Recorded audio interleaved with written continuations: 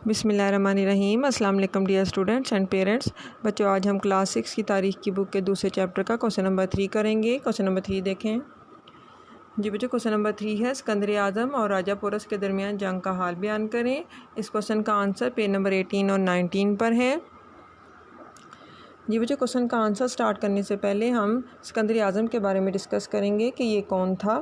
سکندر اعظم قدیم یونان کے علاقے مقدونیہ کا حکمران تھا۔ اس سے قبل اس کا والد فلپ بھی اس ریاست کا حکمران تھا۔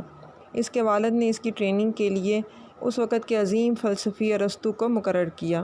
ارسطو نے اس کی ایسی تربیت کی کہ وہ 16 سال کی عمر میں ہی دنیا کو فتح کرنے نکل پڑا، لیکن اس کی مختصر سی زندگی نے اسے یہ مہلت نہ دی۔ وہ صرف 32 سال کی عمر میں ہی دنیا سے چل بسا۔ اپنے والد کی وفات کے بعد وہ مقدونیہ کا حکمران بنا۔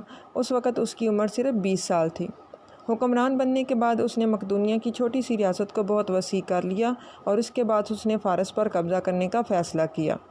یہ جنگ کئی سال تک جاری رہی اور آخر کار سکندر کو فتح حاصل ہوئی۔ اس کے بعد اس نے ایشیا کا رخ کیا۔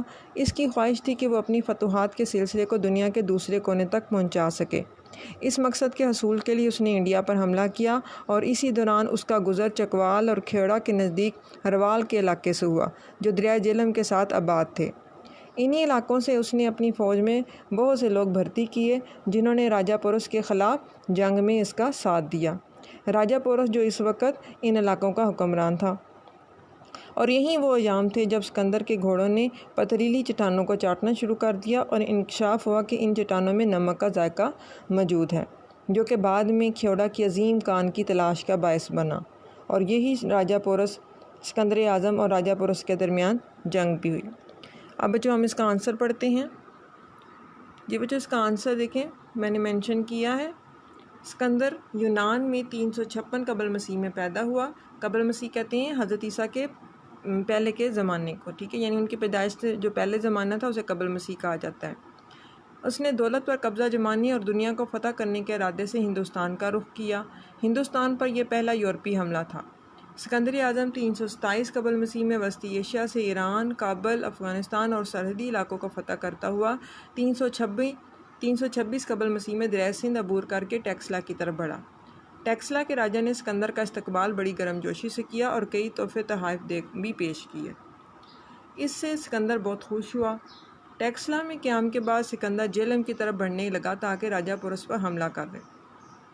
راجہ پورس ایک بہادر انسان تھا جس نے استقبال کرنے کی بجائے مقابلے کو ترجیح دی۔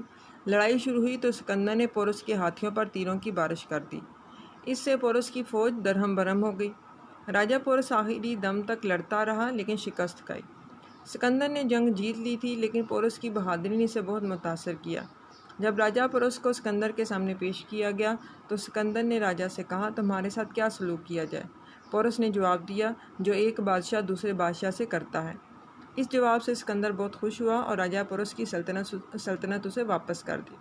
سکندر کا یونان واپس جاتے ہوئے راستے میں بیماری کی وجہ سے انتقال ہو گیا۔ سکندر اپنے ساتھ بہت سے علماء اور فضلاء لے کر آیا جنہوں نے ہندوستان کے حالات تحریر کیے۔ سکندر کے حملے سے مشرق اور مغرب کے درمیان بحری راستے بھی دریافت ہوئے۔ یہاں تک بچوں کوسچن نمبر 3 کا آنسر ہے۔ اسے کاپیوں پہ نوٹ ڈاؤن کیجیے گا اور اسے لرن کیجیے گا۔ اوکے، تھینک یو، اللہ حافظ۔